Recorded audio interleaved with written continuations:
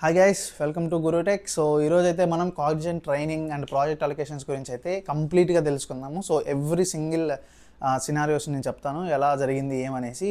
So ఇంకా మన Cognizant videos తీసి చాలా రోజులైంది. సో ఎందుకంటే నాకే ట్రైనింగ్స్లో ప్రాజెక్ట్ అలొకేషన్స్లో టైం సరిపోక నేను వీడియోలు తీయలేదు. సో ఇంకా మనం లేట్ చేయకుండా వీడియోలోకి అయితే వెళ్ళిపోదాం. వీడియోలో వెళ్ళే ముందు ఛానల్కి సబ్స్క్రైబ్ చేసి వీడియోకి లైక్ చేసి అండ్ షేర్ చేయండి. సో ఏమైనా డౌట్స్ ఉంటే కమెంట్స్లో అయితే అడగండి, నేనైతే ఖచ్చితంగా ఆన్సర్ ఇస్తాను. సో ఇంకా వీడియోలోకి వెళ్ళిపోదాం. నేనైతే కాగ్నిజెంట్లో జాన్ 22 జాయిన్ అయ్యాను. సో హైదరాబాద్లో ఇచ్చారు నాకు లొకేషన్. సో హైదరాబాద్కి ఇచ్చే వాళ్ళకి ఇది ఒక చిన్న మైన్యూట్గా డీటెయిల్. సో ఏమంటే మనకి ఫస్ట్లో హైదరాబాద్ ఇచ్చినప్పుడు డిఎల్ఎఫ్ ఇస్తారు ఆన్బోర్డింగ్ పాస్లో. ఆన్బోర్డింగ్ పాస్లో డిఎల్ఎఫ్ ఇస్తే మనకి నెక్స్ట్ డేనే మళ్ళీ మెయిల్ వచ్చేస్తుంది, లైక్ ఇలా ప్లేస్ చేంజ్ చేస్తారు మైండ్ స్పేస్ అనేసి. సో మైండ్ స్పేస్లో మనం ఫస్ట్ డే రిపోర్ట్ చేస్తాం, ఫస్ట్ 2 days అయితే.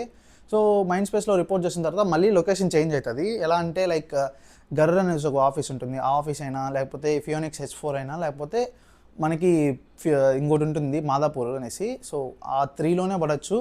సో ఫస్ట్ 2 days మనకైతే మైండ్ స్పేస్లోనే ఇస్తారు. సో ఫస్ట్ 2 daysలో మనకి ఏమవుతుందంటే లైక్ ఫస్ట్ డే అయితే ఐడి కార్డ్స్ అయితే ఇస్తారు. సో లైక్ ఓరియంటేషన్ ప్రోగ్రామ్ అంతా జరుగుతుంది. సో మీకు కాగ్నిజెంట్ వెబ్సైట్ వన్ కాగ్నిజెంట్ అని ఉంటుంది. ఇప్పుడు మీరు బ్యాక్గ్రౌండ్ వెరిఫికేషన్ అవన్నీ ఫిల్ చేస్తున్నారు, అలాంటిది ఒక వెబ్సైట్ ఉంటుంది.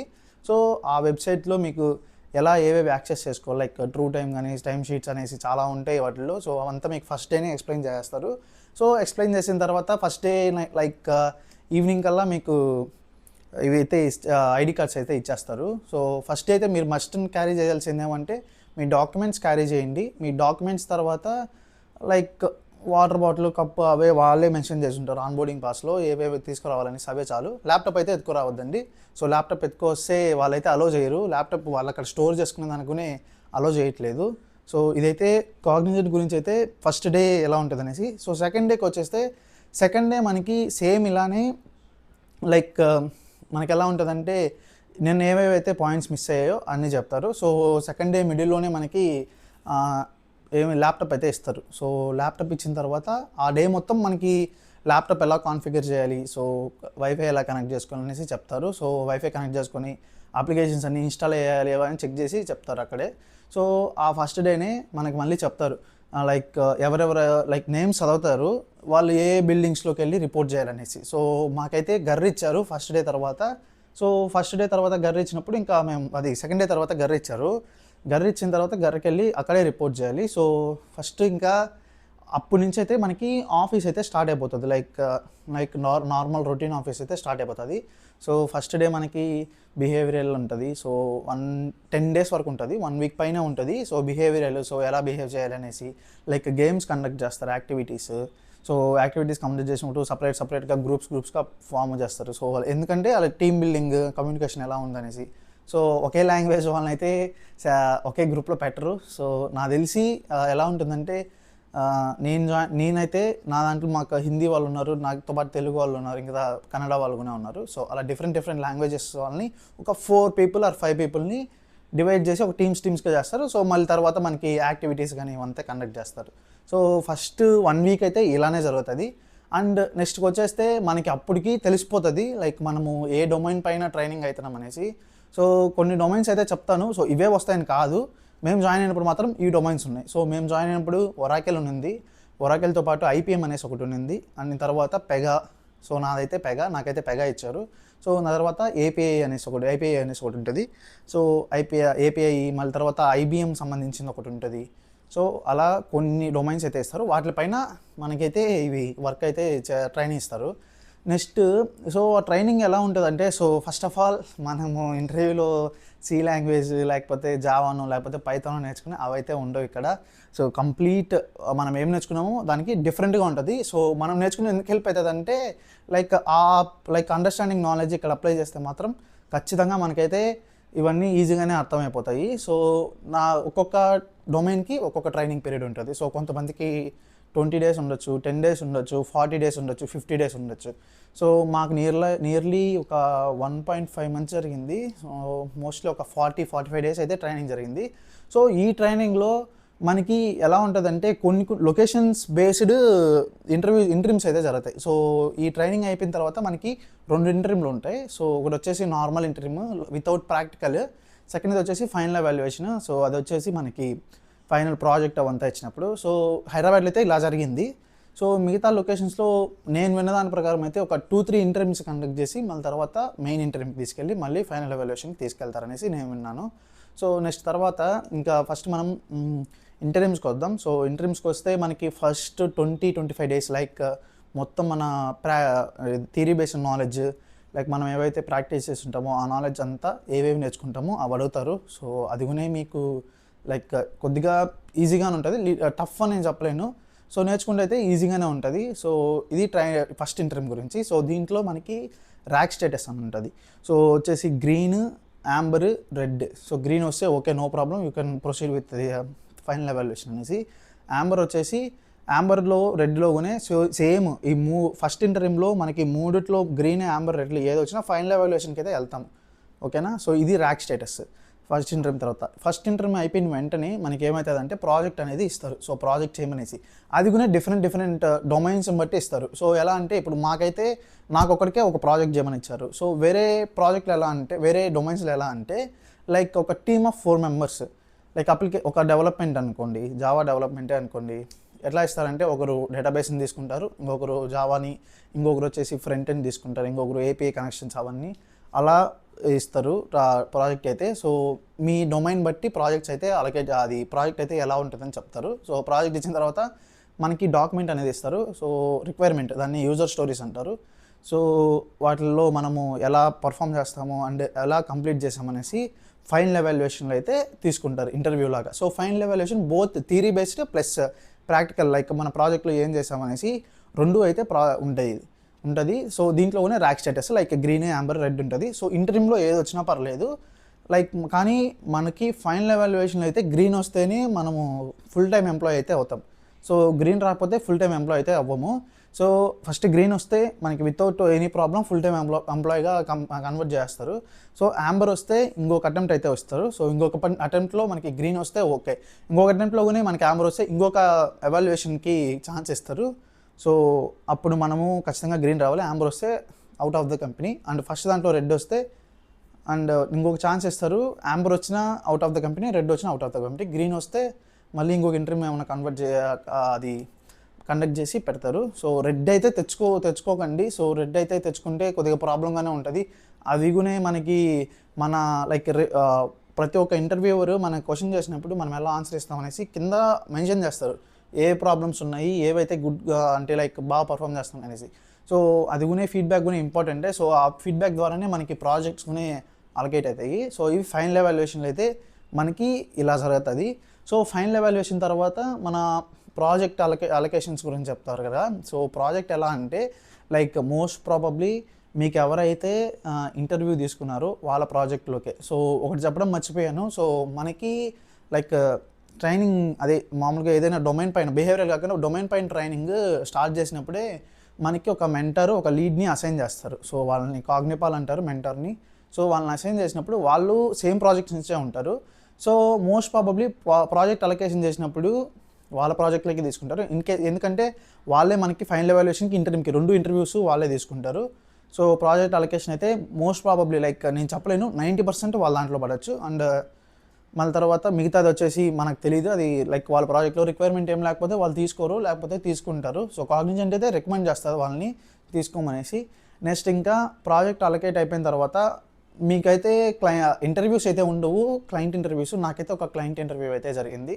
సో మనకి ఎవరైతే ప్రాజెక్ట్ ఇస్తున్నారో వాళ్ళ నుంచి మనకు ఒక ఇంటర్వ్యూ కండక్ట్ చేస్తారు. సో దాన్ని బట్టి ఇంకా మీ క్లయింట్ క్వశ్చన్స్ అడుగుతారు. సో అలా మీకు కొన్ని ఇంటర్వ్యూ లాగా ఒకటి జరుగుతుంది. సో అప్పటికి మనం ఫుల్ టైం అయితే అవుతాము. సో ఆ క్లయింట్ ఇంటర్వ్యూ అంత ఇదిగా ఏమి ఉండదు, లైక్ అది సెలెక్ట్ అవ్వకపోతే తీసేస్తారనే విధంగా అయితే ఉండదు. సో అది మనం నార్మల్గా అటెండ్ అవుతాం, మనకు తెలిసింది ఏదైతే ఉంటుందో అదే చెప్తాము. సో ఆ క్లయింట్ ఇంటర్వ్యూస్లో కానీ లైక్ కొంతమంది సర్టిఫికేషన్స్ గురించి అడుగుతారు, ఏమేం చేస్తున్నాం అనేసి. సో నేనైతే ఏ సర్టిఫికేషన్ చేయలేదు నా ట్రైనింగ్ సంబంధించి. సో నేనైతే అదే చెప్పాను. సో ఆ సర్టిఫికేషన్ కావాలంటే మనకి కాగ్నిజెంట్ ప్రొవైడ్ చేస్తుంది. సో అది ప్రాజెక్ట్ అలొకేషన్ తర్వాత అది అంతా జరిగిన తర్వాత అలొకేట్ చేస్తా సర్టిఫికేషన్ కోసం అయితే మనకి పాయింట్స్ అనేది ఇస్తుంది. సో ఆ పాయింట్స్ ద్వారా మనము సర్టిఫికేషన్ అయితే తీసుకునేస్తాం. సో ఇంకొచ్చేసి మనకి ప్రాజెక్ట్ అలొకేట్ అయిపోయింది. సో లొకేషన్స్ గురించి వస్తే ఫుల్ టైం అయిపోయిన తర్వాత మీ అదృష్టము. సో లొకేషన్స్ యాడ్ వస్తాయి అనేసి. సో ఎలా అంటే లైక్ కొంతమందికి మేనేజర్ లైక్ అతను మెంటర్ లీడ్ ఉంటారు కదా, వాళ్ళు ఎక్కడ ఉంటారో అక్కడికే రమ్మంటారు. సో నెక్స్ట్ కొంతమందికి ఓపెన్ ఓడిసెస్ ఉంటాయి, లైక్ మనం ఎక్కడి నుంచైనా వర్క్ చేసుకోవచ్చు. కొంతమందికి వర్క్ ఫ్రమ్ హోమ్ ఇచ్చేస్తారు, అలాగనే ఉంటుంది. సో ఇంకొంతమందికి ఏమంటే మీరు మీకు ప్రిఫర్డ్ లొకేషన్ ఏది ఉంటుందో అక్కడ ఓడిసి ఉంటే అక్కడ పంపిస్తారు, లేకపోతే మీరు ఉండే లొకేషన్లోనే ఉండమంటారు.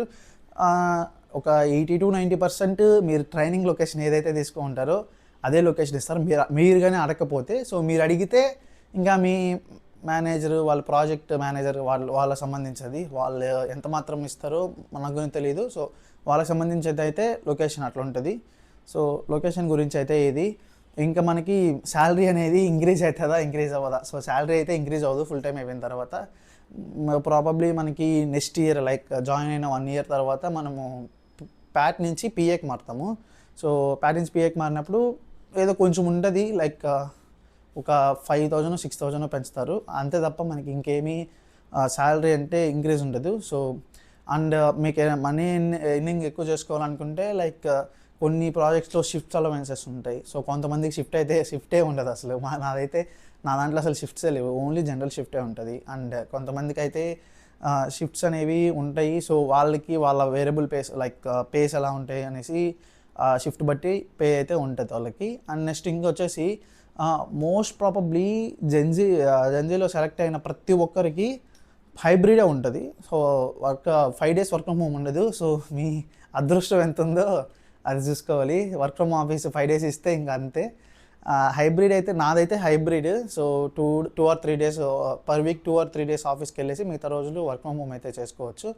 అండ్ తర్వాత ఇంకొచ్చేస్తే ఇంకో మేజర్ డౌట్ ఏదంటే లైక్ మనకి ఒకవేళ కాగ్నిజెంట్లో ఉన్నప్పుడు ఏదైనా ఆఫర్ వస్తే ఏం చేయాలి, లైక్ నోటీస్ పీరియడ్ అనేది ఉంటుంది, ట్రైనింగ్ పీరియడ్లో ఉన్నప్పుడు నోటీస్ పీరియడ్ అనేది ఉంటుంది అనేసి.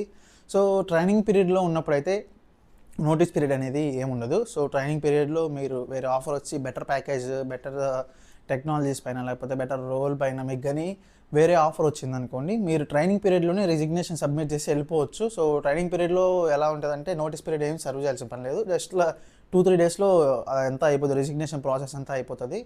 ఇన్ కేస్ ట్రైనింగ్ అయిపోయింది, ప్రాజెక్ట్ అలొకేట్ అయిపోయింది, మీరు టీమ్ అంతా అప్డేట్ అయిపోయిందంటే మీరైతే ఖచ్చితంగా 90 days నోటీస్ పీరియడ్ అయితే సర్వ్ చేయాల్సిందే. సో అది మాత్రం పక్కగా ఉంటుంది నోటీస్ పీరియడ్. సో కాగ్నిజెంట్లో మోస్ట్ ప్రాబబ్లీ బెనిఫిట్ ఏమంటే మనకి వేరే కంపెనీస్ ద్వారా లైక్ వేరే కంపెనీస్ తీసుకుంటే లైక్ టీసీఎస్ కానీ అసెంచర్ అవంతా, సో వాటిలో మనకేమంటే అగ్రిమెంట్ అనేది ఉంటుంది. సో ఇక్కడ ఎలాంటి అగ్రిమెంట్ అయితే లేదు. అండ్ ప్రాబబ్లీ ట్రైనింగ్ అయితే చాలా బాగుంటుంది. సో మీకు లైక్ ఆఫ్లైన్ ట్రైనింగ్ అయితే most probably the best training. So మాకైతే చాలా బాగా నేర్పించాడు ఆయన అయితే.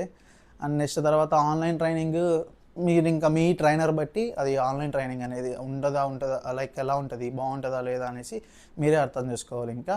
సో ఫస్ట్ ఆఫ్ ఆల్ ట్రైనింగ్కి వెళ్ళినప్పుడు మనం ఫస్ట్ ఏం చేయాలంటే ఫస్ట్ ఆ ప్లాట్ఫామ్ గురించి, ఇప్పుడు ఏదైనా ఇస్తారు లైక్ ఐబిఎంఏ ఇచ్చారు లేకపోతే పెగానే ఇచ్చారు, సో ఆ ప్లాట్ఫామ్ గురించి వాళ్ళు చెప్పేది కాకుండా మీరు కొని మొత్తం చూడాలి, లైక్ ఎలా ఉంటుంది, ఎందుకు యూస్ చేస్తారు, ఫ్యూచర్లో ఏమన్నా లైక్ డెవలప్మెంట్ అనేది ఉంటుందా, లేకపోతే ప్యాకేజెస్ అవన్నీ బాగుంటాయా లేవా అనేసి.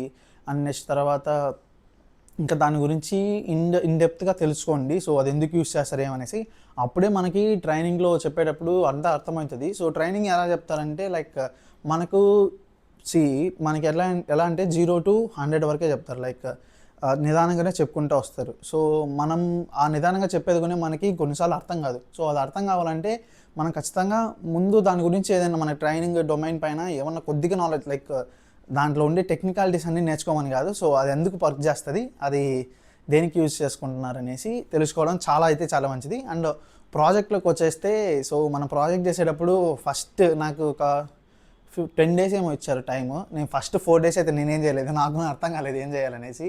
సో ఇంకా ఎలా డీకోడ్ చేయాలంటే లైక్ మనకి ఎలా ఉంటుందంటే లైక్ రియల్ టైమ్ అప్లికేషన్ని ఒక ఎగ్జాంపుల్గా తీసుకోండి. సో మోస్ట్ ప్రాబబ్లీ మనకేమి పెద్ద తెలియని అప్లికేషన్స్ అయితే డెవలప్ అయితే చేయము. లైక్ ఏముంటుంది మహా అంటే బ్యాంక్ అప్లికేషన్స్, ఫైనాన్స్ సంబంధించినవి, ఇన్సూరెన్స్ అప్లికేషన్స్ కానీ, లేకపోతే ఇలా వేరే లైక్ ఒకవేళ ఒరాకిల్ అలా వస్తే మాత్రం డేటా అనలిటిక్స్ వాటి గురించి ఉంటుంది. సో మనకి ఖచ్చితంగా తెలుసుంటుంది ఆ యాప్ ఎలా డిజైన్ చేసి ఉంటారు, ఫీచర్స్ ఏముంటాయి అనేసి. సో రియల్ టైం ఎలా ఉంటుందో అప్లికేషన్ దాన్ని మాత్రమే మీరు ఇమాజిన్ చేసుకొని, సో మీ అప్లికేషన్లో యూజర్ స్టోరీ రిక్వైర్మెంట్ ఇచ్చుంటారు కదా, సో దాన్ని రిలేట్ చేసుకోండి. సో దాన్ని రిలేట్ చేసుకున్నప్పుడు మనకి ఏమవుతుందంటే ప్రాజెక్ట్ అనేది ఈజీగా అర్థమైపోతుంది, ఈజీగా చేసేయచ్చు. సో ఏ డొమైన్లో అయినా ఇలానే ఉంటుంది ప్రాజెక్ట్ అనేది. సో ప్రాజెక్ట్ గురించి అయితే మనకి అంత అర్థం చేసుకునేస్తే ఈజీగా అయిపోతుంది. ట్రైనింగ్ కూడా మీకు ఈజీగానే ఉంటుంది, ప్రతి డొమైన్ వాళ్ళు చెప్తారు, బాగా చెప్తారు. అండ్ మీకు కూడా మంచి నాలెడ్జ్ అయితే ఉంటుంది. సో ఎక్స్టర్నల్గా మీరేం చేయాలంటే లైక్ ప్రతిరోజు ట్రైనింగ్ అయిపోతుంది. సో వాళ్ళు ఈరోజు చెప్పిన వాటిలంతా రివైజ్ చేసుకుంటే సో మనకి ఈజీగా ఉంటుంది. ఎందుకంటే సో జాబ్ అనేది ఎవరికి అంత ఈజీగా అయితే రాలేదు. సో అందరూ కష్టపడి తెచ్చుకున్నారు. సో ఇప్పుడు మనం ట్రైనింగ్లో బాగా పర్ఫామ్ చేయకుండా మళ్ళీ మనం బాధపడి కంటే ముందే నేర్చుకుంటే అదైతే చాలా హెల్ప్ అవుతుంది. సో అది ఏ కంపెనీ అయినా లైక్ మన ఈ పాస్ అవుట్ బ్యాచెస్కి, రీసెంట్ పాస్ అవుట్ బ్యాచెస్కి ఇప్పుడైతే అందరు ట్రైనింగే జరుగుతుంది కదా, ఎవరైనా అంతే, ఏ కంపెనీలో అయినా అంతా ఇంటర్వ్యూస్ కండక్ట్ చేయడం కానీ లైక్ ట్రైనింగ్ ఇవ్వడం కానీ అలానే జరుగుతుంది మొత్తము. సో మీరైతే ఇలా చూసుకోవాలి. సో నెక్స్ట్ వీడియోలో మనం లైక్ బ్యాక్గ్రౌండ్, ఇప్పుడు ప్రజెంట్ హైరింగ్ జరుగుతుంది కదా, బ్యాక్గ్రౌండ్ వెరిఫికేషన్స్ కానీ, ఆఫర్ లెటర్స్ కానీ, ఎల్ఓఎస్ కానీ, అవన్నీ డౌట్స్ అన్నీ నెక్స్ట్ వీడియోలో అయితే క్లియర్ చేస్తాను. సో ఈ వీడియోకి అయితే ఇంతే. సో మీకైతే చాలా బాగా నచ్చింది అనుకుంటాను. సో నచ్చింటే లైక్ చేసి, సబ్స్క్రైబ్ చేసి, షేర్ చేయండి. సో నెక్స్ట్ వీడియోలో మళ్ళీ మనం కలుద్దాం.